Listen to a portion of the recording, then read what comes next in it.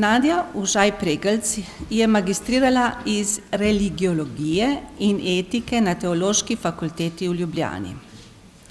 Za magistrsko nalogo Krščanska etika Filipa Trčelja je prejela Tomaževo nagrado. V letih od 2010 do 2020 je organizirala Trčeljeve spominske dogodke in objavljala kratke prispevke o Trčelju v različnih medijih. Poučuje katoliško vero na 2 osnovnih šolah s slovenskim učnim jezikom v Italiji in več kot 30 let deluje kot katehistinja. Izvoli. Hvala lepa, prisrčen dober dan in popoldan tudi v mojem imenu. Nadaljujemo s eno zanimivo osebnostjo. Gremo na goriški konec in gremo v prejšnje stoletje. Ko se je v Šturjah, v Grivčah nad Ajdovščino rodil Filip Trčelj na svečnico kot prvi otrok očetu Filipu in materi Mariji. Po končani osnovni šoli se je vpisal v prvo generacijo novo ustanovljene klasične gimnazije v Šentvidu in pripadal njeni prvi generaciji maturantov. Odločitev za duhovniški poklic ga je vodila v ljubljansko bogoslovje. Junija 1917 ga je škof Jeglič posvetil najprej v diakona, nato v mašnika. Novo mašo je pel v Ljubljani in potem ponovil še na domačih Fužinah pri izviru Hublja. Mati je ležala bolna na smrtni postelji in že naslednji mesec je umrla. Prvo službo je opravljal v Škofji Loki. O tem obdobju bom malo več razdelala v naslednjem poglavju. Jeseni leta 1921 ga je škof Jeglič poslal v Kelen na Socialno-pedagoško akademijo, od koder se je vrnil z nazivom profesorja teologije. Po vrnitvi iz Nemčije ga je škof Jeglič izročil v pomoč goriškemu nadškofu Sedeju za kateheta in duhovnega vodjo goriškega Alojzjevišča. Ker se je z vso vnemo posvečal vzgoji mladih slovenskih fantov, kot tajnik prosvetne zveze opravljal prosvetno organizacijsko in pedagoško delo in na njegovo pobudo je v 4 letih na Goriškem nastalo 136 društev v 19 odborih, ki so postala žarišča ljudske izobrazbe na krščanskih temeljih in so dvigala narodno in versko zavest s tečaji, prosvetnimi tekmami, gledališkimi in pevskimi večeri, predavanji, telovadnimi nastopi, bralnimi krožki v knjižnicah in čitalnicah. Po Trčeljevem mnenju je namreč bistvena poteza naroda njegova vernost. Prosvetna zveza je širila in poglabljala kulturo slovenskega ljudstva v luči krščanskih načel in idej. Kot organizacija je sicer delovala izven formalnega okvira cerkve, ukvarjala se je z versko vzgojo za javno, družinsko in osebno življenje. V letih 23 do 28 je izdajala mesečno društveno glasilo Naš čolnič, katerega urednik je bil prav Filip Trčelj, v njem pa je sodeloval kot avtor številnimi prispevki in razmišljanji, od čisto teoretičnih do prav praktičnih. Poleg tega je opravljal tudi delo revizorja društev in pogosto je bil vabljen kot cenjen govornik na shodih in praznovanjih. Njegovo neutrudno in narodno zavedno delo je potekalo v času najhujšega fašističnega pritiska na primorsko ljudstvo. 1. februarja 1930 je bil prvič poklican na kvesturo, italijanski policijski urad, v Gorico z obtožbo, da se ne posveča le duhovniškim opravilam, ampak kvari mladino s svojimi načeli in nasprotuje državnemu redu. Kvestor mu je izrekel opomin in nezaupnico. Leto kasneje pa težko preživi neskončno dolga zaslišanja v goriških sodnih zaporih in kasneje v koprski ječi. Poleti 1932 je bil obsojen na 5 let izgnanstva v Campobasso na jug Italije, ker mu niso mogli ničesar kaznivega dokazati in je bil po posredovanju izpuščen po 5 mesecih. Doma ni dobil več dušno-pastirske službe, postane nezaželena oseba, ki jo je potrebno predvsem onemogočiti. Leta 1934 je bil fašistični pritisk tako močan, da je zapustil domačo Primorsko in se naselil v Ljubljani. Bival je v šempetrski umobolnici in tam služboval kot hišni kurat.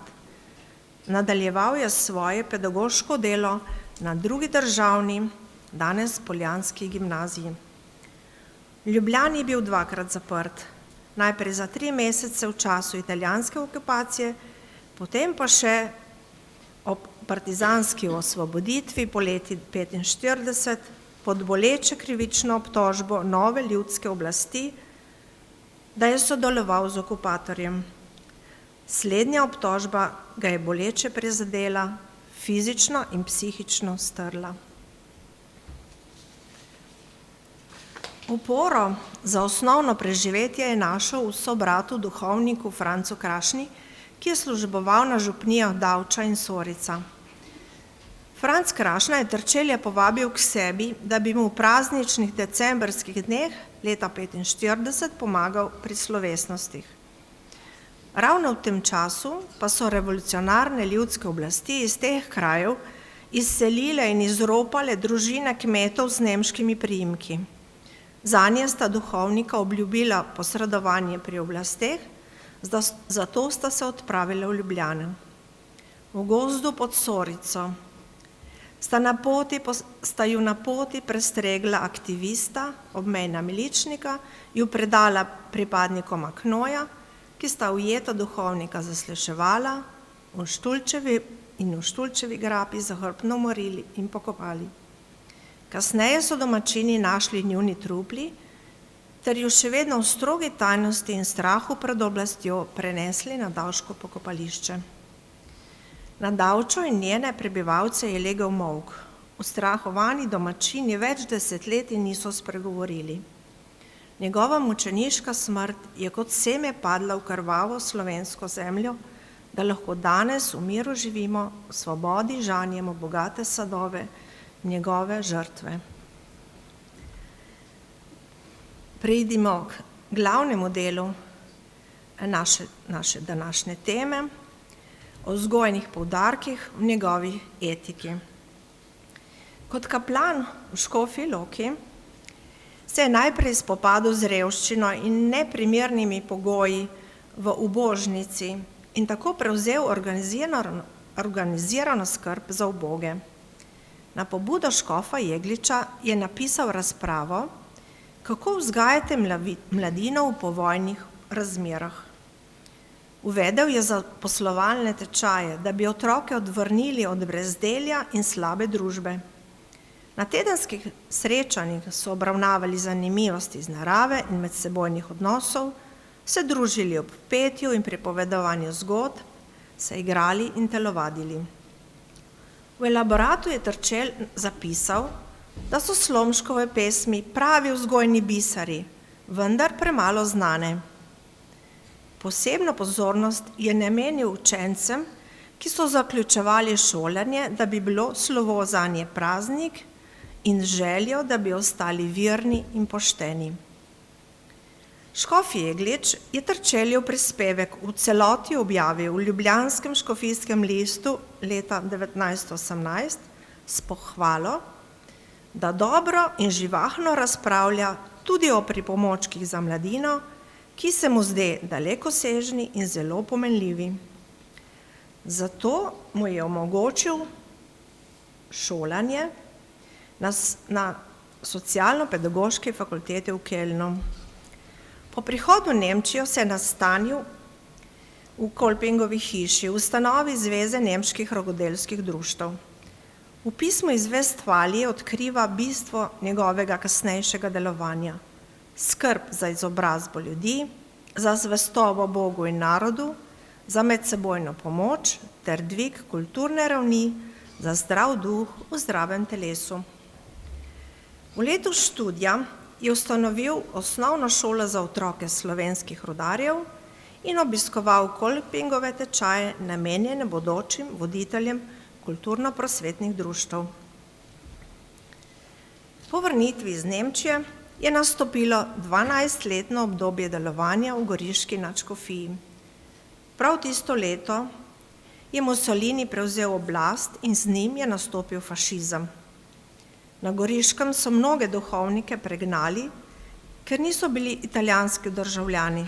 Terčelj pa je izhajal iz Šturi, ki so postali del italijanske države. Goriško Alojzijevišče je bilo ustanovljeno 1891. Delovanje je prekinila Prva svetovna vojna, 1923 pa se je ponovno odprejo šolska vrata. Terčelj je dobil mesto kateheta in duhovnega vzgojitelja, tam je deloval do zaslišanja na kvesturi in aretaciji 1930. Alojzijevišče je bilo namenjeno slovenskim dečkom, ki so prihajali iz podeželja in jim je nudilo izhodišče za šolanje na goriški gimnaziji, po večini duhovnikom ter pesnikom in pisateljem, na primer Ivanu Preglju, Alojziju Gradniku in drugim. Obogaten z novimi izkušnjami in zamislimi je ustanovil številna prosvetna društva, zanje pisal članke, črtice, pesmi in povest na socialno-vzgojno in pedagoško-psihološko tematiko. Nekaj primerov imamo tukaj spredaj. Pravi takole: smernice, bodrilne in jedrnate besede naj ne ostanejo kakor na zidu nalepljen papir, ampak da jih društveniki preizkusijo v ognju mladega življenja. Pri goriški Mohorjevi družbi je izdal vzgojno čitanko Za domačim ognjiščem, Zrna, Mali katehizem za prosvetne tekme, Šmarnice, Marija, naše življenje, Molitvenik, Mati uči otroka moliti, zbirko črtic o Gorki in napisal je povest, ki je živa slika okolja, narave, običajev tistega časa, prevedena v francoščino, nemščino in hrvaščino, ilustriral jo je Riko Debenjak in na naslovnici je podpisan kot F. Grivški. Imamo tudi tukaj še en original. Z duhovnikom in skladateljem Vinkom Vodopivcem je sodeloval pri izdajanju cerkvenih pesmaric Božji spevi, Gospodov dan in Zdrava Marija. Zanje je napisal 114 besedil in liturgične uvode. Med najbolj znanimi so bogoslužna V hišo Božjo smo dospeli, ki ima 10 uglasbitev, velikonočna Kristus je vstal 8, darovanska Beli kruh in kelih zlati in božična Sveti večer s 7 uglasbitvami. Med pevci so najbolj priljubljene tudi postne Gledam te zveličar mili, presvete rane Jezusa, strašno trpiš zveličar moj, Trnjev venec. Velikonočne Gospod je vstal ima 8 uglasbitev, Klic veselja 7, adventna K nebu povzdignimo solzne oči, evharistična V moji duši vlada mir, praznična O srečni dom nad zvezdami in najvišji vsemogočni Bog, to so ene najbolj znanih, ter 27 Marijinih pesmi za vse čase v letu. Pod naslovi pesmi je bil podpisan z imeni Filip Terčelj, Lipče, Pelikan ali zgolj inicialke FT. Pesmi so uglasbili mnogi skladatelji, med njimi Vinko Vodopivec, Stanko Premrl, Emil Komel, Alojzij Mal, Matija Tomc in jih prepevamo na naših korih še danes. Gospod Ivan Albrecht, duhovni pomočnik v Terčeljevi rojstni župniji, ga označuje kot poeta liturgije. njegove pesmi pa rentgenske slike teologije in molitvenega življenja, bistveni del njegovega sveta.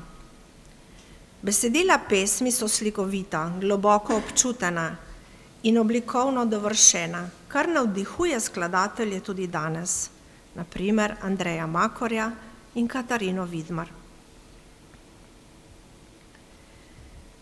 Fašizem je v 8 letih odpravil slovensko šolstvo, ukinil prosvetna društva, uničil gospodarske ustanove, predvsem hranilnice in posojilnice, prepovedal časopisje. Slovenske učitelje, profesorje in uradnike so premeščali v notranjost Italije ali odpuščali. Nazadnje je prišla na vrsto tudi cerkev. Po posvetu z goriškim nadškofom Sedejem se je 1930. odločil za študij na Katoliški univerzi v Milanu, kjer je pridobil naziv profesorja verouka za srednje šole. Poleti 1931 pa je obiskoval še jezuitsko papeško fakulteto za družbene vede v Bergamu, da je zadostil potrebni italijanski kvalifikaciji. 29. aprila 1934 je Terčelj skrivaj zapustil Goriško. Čez jugoslovansko mejo je prebežal v Ljubljano. Sprejel ga je škof Rožman in mu ponudil službo veroučitelja, suplenta na drugi državni poljanski gimnaziji. Marca 1938 je opravil še jugoslovanski državni izpit za profesorja verouka, kar mu je omogočilo bolje plačano delo. Denar pa je razdajal revnim dijakom in študentom.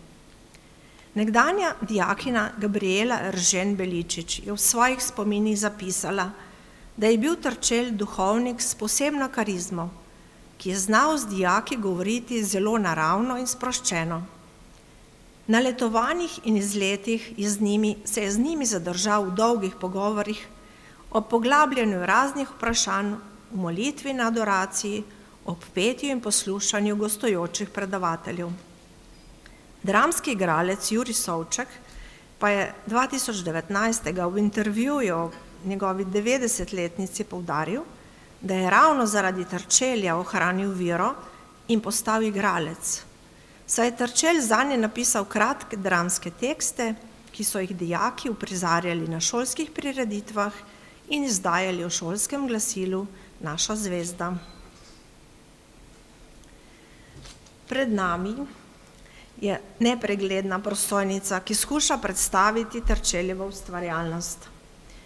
V svojih proznih delih, v publicistiki, v številnih člankih, pesmih in krajših dramskih besedilih, v šmarničnem branju, v molitvenikih, je vedno pisal odločno, vendar spoštljivo in obzirno, slikovito, v preprostem ljudskem slogu, prepleteno s kulturnimi prvinami in literarnimi vložki, z veliko skrbnostjo v varovanju največjih etičnih, moralnih in narodnih vrednot.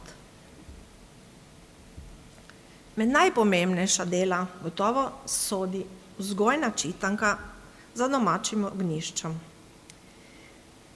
V njej je objavil socialno-vzgojne pomenke, pedagoško-psihološko-kulturne članke, kar je vse prepletel in podkrepil z mojstrsko izbranimi literarnimi navedki, delno so bili povzeti že v objavljenih Terčeljevih prispevkih v našem čolniču. Pravi takole: naši pomenki naj ne bodo predavanja, ampak razmišljanja, v katerih nam bo zraslo spoštovanje do življenjskih skrivnosti. In še več, ti naši razgovori naj bodo socialna šola, v kateri bodo sejali zrna, ki naj pade oplode naše družine, vasi, društva, stanove in narod. Iščemo kovačev, ki bodo kovali značaje, iščemo sejalcev, ki bodo sejali srečo. Struktura sledi življenjski poti, ki jo je Terčelj primerja z reko od bistrega izvira preko hudourne mladosti, pa vse do počasnega in motnega izliva v morje, kot prispodobo smrti in prehoda v večno življenje. Opozarja na spoštovanje skrivnosti življenja, rojstva in smrti, spoštovanje matere in pravilnega zrelega odnosa med materjo in otroci, tudi v odrasli dobi. Sledi razmišljanje o vlogi očeta v družini, njegovi skrbi za družini, zgledu in kako naj se otroci obnašajo do pohujšljivo zabredlih staršev. Tukaj je bil velik problem pijančevanje. Prav tako Terčelj razmišlja o družinskih odnosih med brati in sestrami, kar podkrepi z literarnimi zgledi. Opiše družinsko življenje in njegov naravni razvoj, ko otroci odraščajo v družinske praznike, preživljanje prostega časa, pomen izobrazbe in kako se dobro pripraviti na vstop v življenje, s kakšnimi vzori in kako se pravilno odločati za življenjski stan in poklic.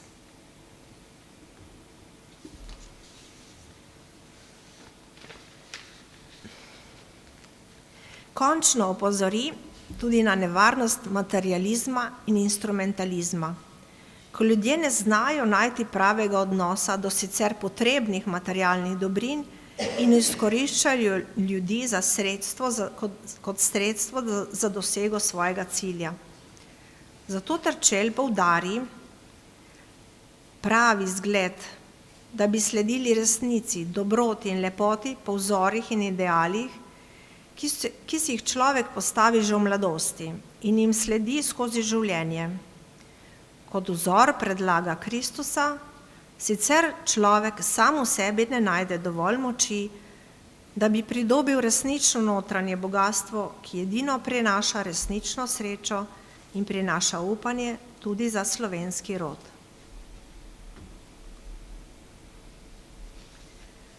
Pravi takole: s tem, da priporočam stanovsko izobrazbo, še ni rečeno, da naj se mladina ne briga za druge znanosti. Časi so taki, da zahtevajo večjega razgleda, kot ga nudi domači plod. Zlasti zgodovina, naravoslovje in narodno gospodarstvo naravnost silijo k učenju. Seveda to znanje ne sme obstajati samo slučajno v par drobtinicah, ki jih človeku vržejo tedenski časopisi. Taka znanost rodi le bahače. Koliko obzorja, jasnih sodb in pobude najdeš v zgodovini Slovencev. Pa čemu ta splošna izobrazba? Višja izobrazba zato, da človeka notranje požlahtni in obogati, ne pa zato, da bi z njo iskal višjih in boljših mest. Je zato izobrazba potrebna vsakemu delavcu v prvi vrsti za njegovo notranje, ne pa gmotno izboljšanje. Nikar ne tratimo teh kratkih in naglobežnih mladostnih ur, temveč uporabimo jih vestno.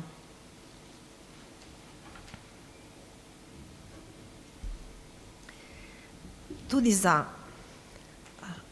za učiteljski stan pravi takole: najlepši poklic za šolano dekle je učiteljski stan.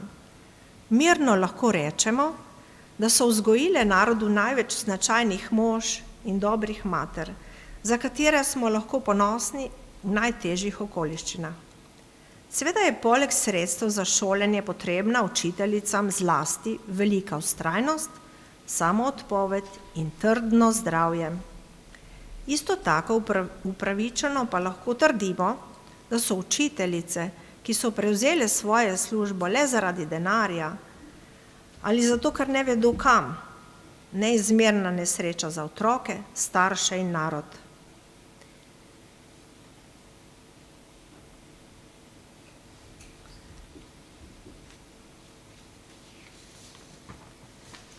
Pridemo na drugo delo, ki je tudi objavljeno, izdano v Goriški Mhorjevi družbi, in sicer kot Šmarnice.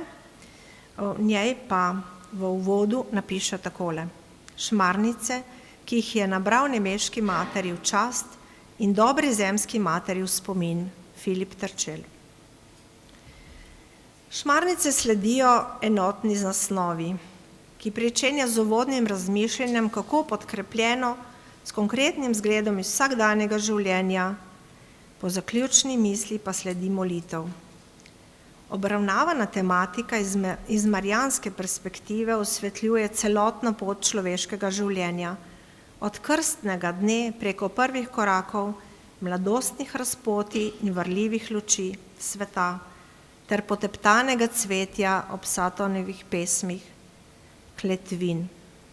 Posebej poudarja karitativno noto in družinsko življenje. Govori tudi o božjih služabnikih in evharistični tematiki, Gospodovem dnevu in o zaključku preko motiva žalostne matere, bolezni, starosti in poslednjih trenutkov izzveni v domovino večnega raja. Kako skrbijo v moderni dobi matere dan za dnem, da bi imeli lepe in zdrave otroke? Žali Bog, da nekatere popolnoma pozabijo, da je njihova glavna dolžnost skrbeti za to, da bodo otroške duše čednostne in nedolžne. Koliko napačne vzgoje je v družinah. Zakaj neki? Zato, ker imajo matere svoje otročiče za igrače, ne pa za božjo stvar, od katere bodo nekoč dajale odgovor. Otrok je častitljivo bitje, ki je svetišče Svetega Duha. To svetišče čuvati, ohranjati, lepšati in v prvi vrsti častna dolžnost, pa tudi sveto opravilo staršev in vzgojiteljev. Pregovor pravi, po toči je prepozno zvoniti. Da, prepozno je. Če odlašaš z vzgojo otrokovo, solz, ki jih starši pretakajo za izgubljenimi otroci, so večkrat sami krivi. Rade volje priznamo, da je prava vzgoja nekaj težkega. Zato bodo matere zastonj svoje deco samo z naravnimi sredstvi vzgajale. Krščanska mati se mora zatekati po pomoč za dobro vzgojo k Kristusu in njegovi materi. Kako prav bi bilo, ko bi tudi v današnjih dneh, ko zlobni svet tako strašno preganja vero in nedolžnost, nesle matere svoje otroke pred Marijin oltar. Tiha molitev materina predere oblake. Kako rada bo nebeška mati blagoslovila in priporočila prošnje zemskih mater, ki skrbno vzgajajo in molijo za svoje otroke.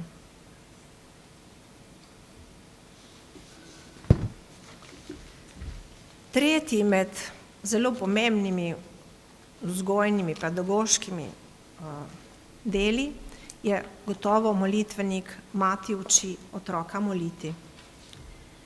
Predstavlja za tisti čas sodobno zasnovan katekizem za najmlajše, kjer trčel otrokom v lepem materinem jeziku podaja verske resnice skozi pogovor med starši in otroci na 3 ravneh. Najprej razlaga versko resnico, sledijo vprašanja, kjer lahko starši preverijo otrokovo razumevanje in dojemanje razpoložljivega. Na koncu pa sledi pesmica ali molitvica za obravnavano vsebino. Poleg tega je knjiga bogato likovno opremljena z risbami Josipa Srebrniča, da si otroška duša lažje predstavlja in zapomni slišano besedo. Trčelj prične z resnico o Bogu in stvarniku in na tej osnovi utemeljuje našo dolžnost ljubezni do njega, da je Bog povsod, vse vidi, vse ve, kako smo ljudje vedno v ljubečem varstvu Boga in njegovih angelov varuhov. Otroka uči znamenja križa in jutranje ter večerne molitve. Nato sledi pregled cerkvenega leta. Marijino oznanjevanje z molitvama Zdrava Marija, angelovo čaščenje, Jezusovo rojstvo na Božič, obisk svetih 3 kraljev, Jezusovo otroštvo v Nazaretu in ljubeč odnos do otrok, kako je učence Jezus učil moliti, nato pa še Jezusovo odrešilno trpljenje, križanje in zmagovito vstajenje in končno Jezusov nebohod. Drugi del knjige zavzema kratka priprava na svete zakramente z razlago, kaj sploh so zakramenti. Podrobneje pa razdela daljno in bližnjo pripravo na sveto spoved, sveto obhajilo in birmo. Tretji del knjige pa obsega najvažnejše molitvice. Zaključek prinaša najpomembnejše verske resnice in zapovedi. In tudi tukaj je en original iz tistega časa.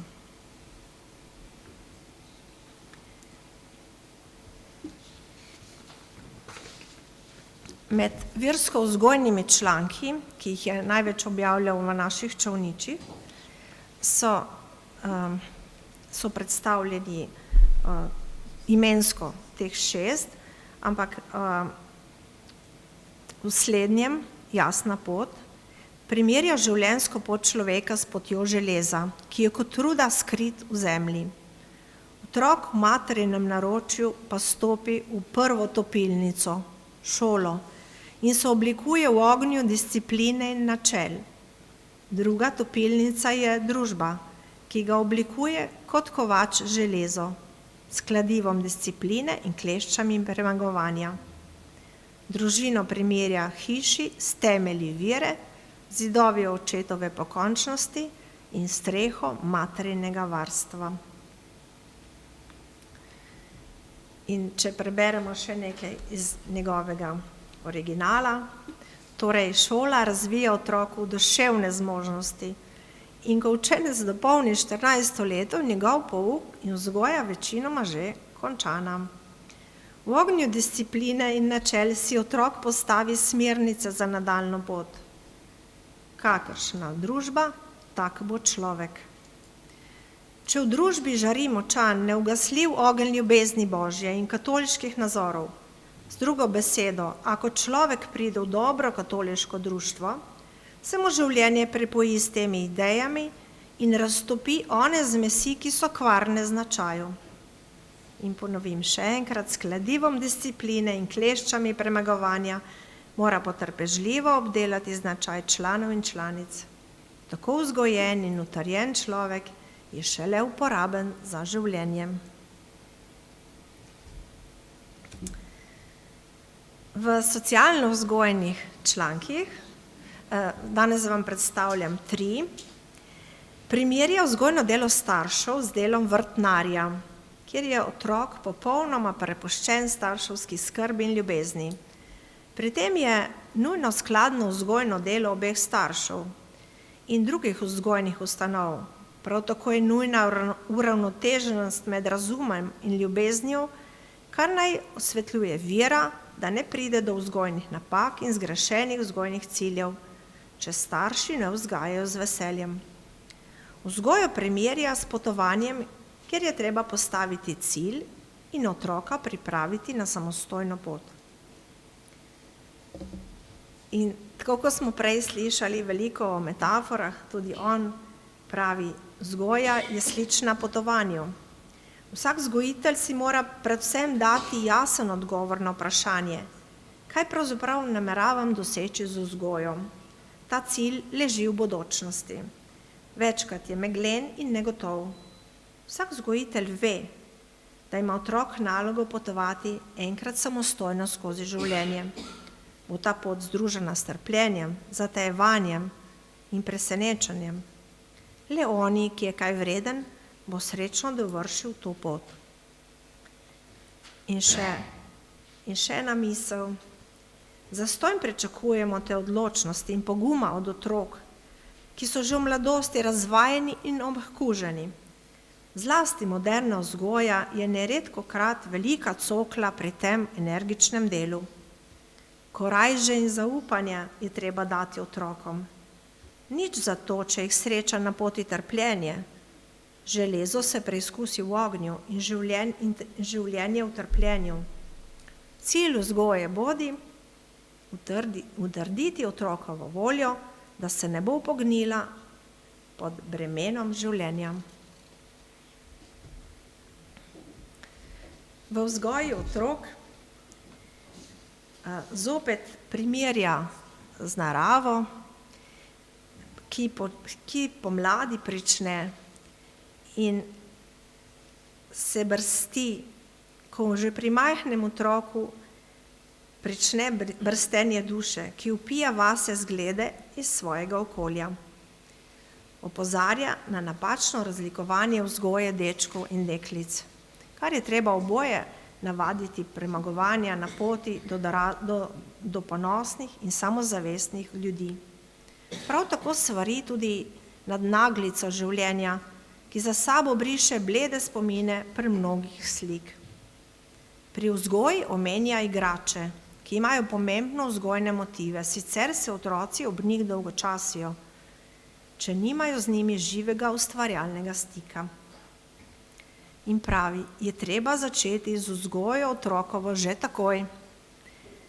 Najmanjši otrok se mora že navaditi na red, disciplino, pravilnost, točnost in čistočo. Otrok mora že v prvi mladosti videti lepe zglede. Tako. In imamo še šolo. Pravi, da je prva šola domača družina in najboljša učiteljica mati. Opisuje otroška pričakovanja, kako bo prava šola postala drugi dom, učitelj, učiteljica pa drugi oče ali mati. Od tod pa izhajajo prva otroška razočaranja, če ni prave srčne vezi med njimi. Sicer pa ohrani otrok spoštovanje do svojih učiteljev še v pozna leta. Opiše zgodovino šole, ki so jo starši prva doživljali kot neposredno prisilo, se z njo končno sprijaznili in spet so razočarani, ker otroke namesto vzgaja potujčuje v uradnem jeziku. V tem primeru je bila italijanščina. Opiše socialni pomen šole, da se človek navadi življenja v družbi in medsebojnega obnašanja in reda. Pokaže zelo veliko spoštovanje do učiteljskega poklica, kjer poudari predvsem osebni zgled in srčno toplino. In izrazi svoje razočaranje nad šolskimi reformami, ki prepovedujejo šolsko sodelovanje v družbi, narodu in cerkvi, prav tako je ogorčen nad laiško šolo, ki umika iz šole Boga, križ in duhovnika. Tako, evo, smo prišli do konca, dovolite mi samo še s to sklepno misel, potem se moramo prav hitro predstaviti v cerkev. Torej, Terčelj je bil izkušen katehet, pedagoško izobražen, z veliko prakse med mladimi, z ogromno vzgojnega navdušenja. Imel jih je zelo rad, zato jih je dobro pripravljal za življenje, z verskega in občečloveškega vidika. Njegov zgled delovanja med otroki in mladino v zahtevnih časih, na ruševinah in ranah prve svetovne vojne, v času fašističnega potujčevanja na Goriškem in v veliki revščini druge svetovne vojne, naj nam bo v tolažbo, ko se bomo kot vzgojitelji in učitelji tudi sami znašli v težkih situacijah. Vsem nam želim, da bi se navdihovali ob Terčeljevi življenjski modrosti, pogumu in iznajdljivosti, ko gre za naše otroke in mlade, da bi se navduševali za lepo slovensko besedo, jim kazali veliko ljubezni in sočutja, veselja do življenja in domovine, upanja v zdravo prihodnost. Hvala lepo.